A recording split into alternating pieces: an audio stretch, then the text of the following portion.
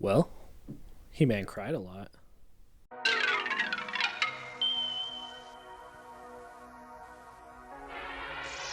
And the Masters of the Universe.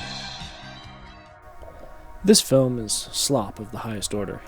If you want to lose a few hours of your life and regret it, drink heavily in Russia. But don't watch this movie. Imagine, if you will, a group of HR specialists. You know, everyone's favorite people in the whole entire world. Now imagine what they fantasize about. Now, imagine that they were tasked with creating the script for this movie.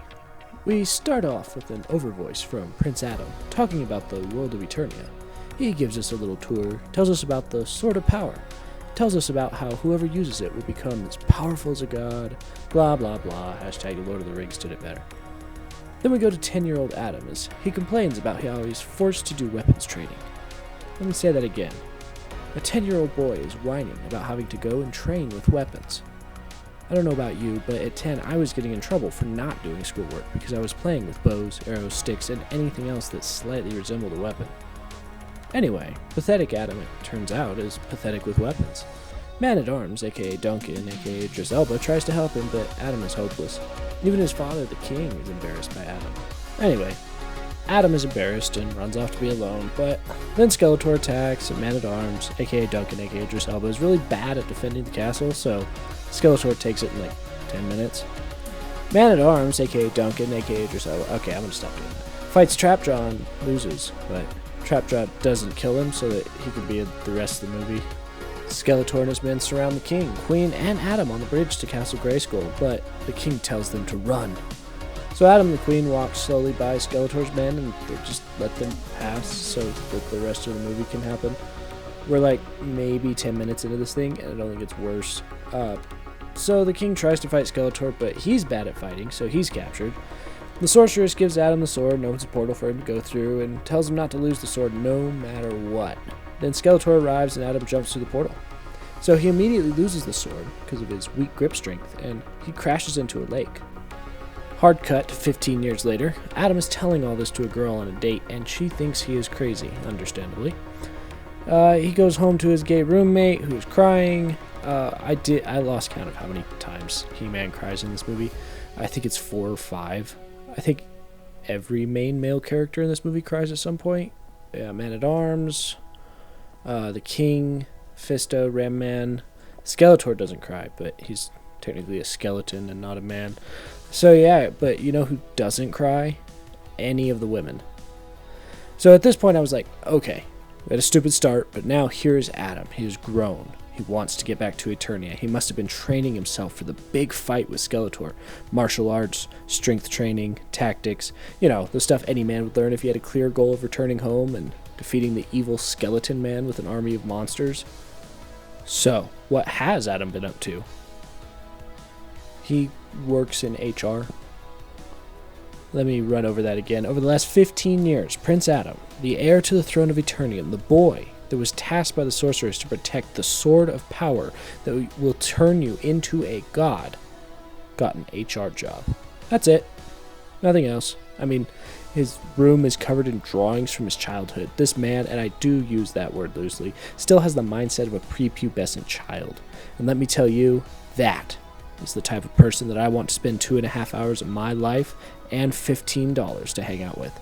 I had to pay money that I worked for to watch multiple grown men cry and complain the entire time. Anyway, I digress.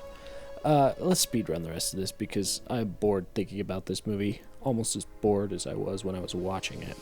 So Adam finds the sword. He gets fired from his job. He steals the sword, doesn't buy it, steals it, gets arrested, gets attacked by Beastman, who did have amazing fur animation, by the way. I was distracted by that sequence because the fur was incredible. So then Teela swoops in and saves him, which happens multiple times later on. They fly to Eternia. Skeletor wants the sword. Teela takes Adam to the Resistance. Bad guys show up. Man-at-Arms has been a drunk for apparently the last 15 years because that's how he dealt with losing a fight to Trapjaw. Annoying Robot helps them escape along with Teela giving all of the orders. And now we're about halfway through the movie and Adam finally transforms into He-Man. I understand, midpoint turn, all of that type of stuff. Only he's not He-Man.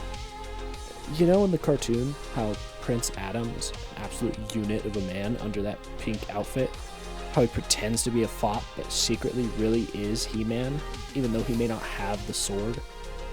The filmmakers took the opposite track. Adam is a pathetic beta boy. Then he turns into He-Man and is still a pathetic beta boy.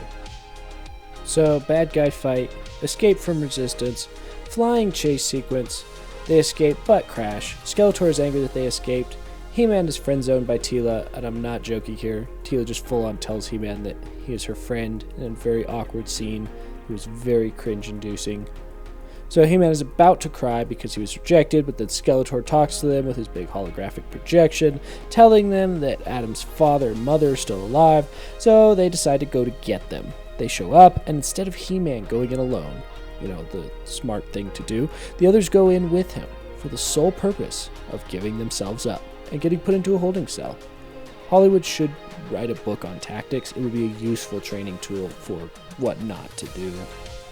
Hee Hee Ha Ha Man goes in to face Skeletor and is, surprise, surprise, ambushed.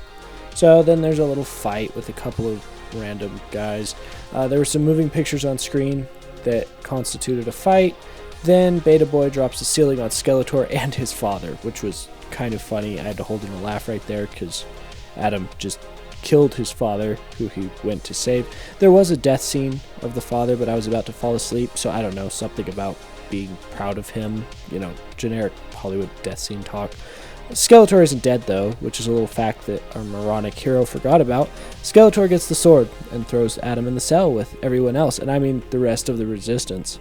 Man, wouldn't it be nice if you had some people on the outside who could possibly help you escape? Maybe, I don't know, but don't worry, because after Adam and Man-at-Arms cry together, and this is an actual scene, they have an HR meeting with all of the resistance.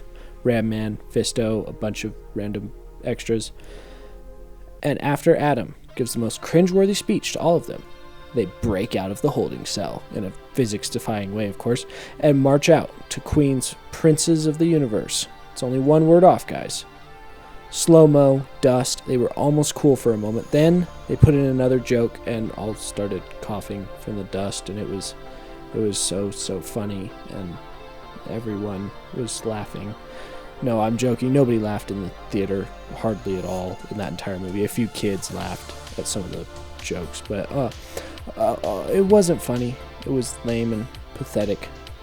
So they go to fight Skeletor in Castle Grayskull and reclaim the power again, but Skeletor breaks the sword and stabs Adam.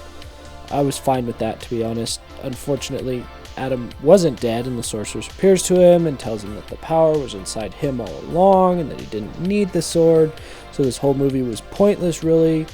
Then Adam gets the sword and becomes Adam Man, because he's not really He-Man, and then he tries to talk to Skeletor. And by this time I was out of it, guys. He tries to have an HR meeting with Skeletor and talk him down from being evil. Yeah, and then the climax was him punching Skeletor. He didn't even use the sword. And then Skeletor dies, and then they all stand around and mock the names of the characters, and then it's finally over. So there you go. That is Masters of the Universe in 2026. It went into my top 10 worst movies list immediately after walking out of the theater. It was horrible. There were no hard decisions that the characters had to make, no sacrifices at all. The characters were unlikable, pathetic, annoying human beings. The plot was paper thin and should have taken about 22 minutes. Everything happened out of convenience. There were absolutely no plot twists or surprises. Watch the trailer and you will know exactly how the movie starts and ends. Was there anything good, though? Honestly, Jared Leto absolutely killed it as Skeletor. I was not seeing that coming, but I have to say he did a fantastic job. He portrayed it very theatrical and physical, and it was amazing, to be honest. Now, the script, of course, never let him have the gravitas that Jared Leto was giving to the character. Every single time Skeletor appeared, the script cut him off at the knees with some sort of Marvel-esque, self-aware / deprivating humor, or what the filmmakers assumed was humor.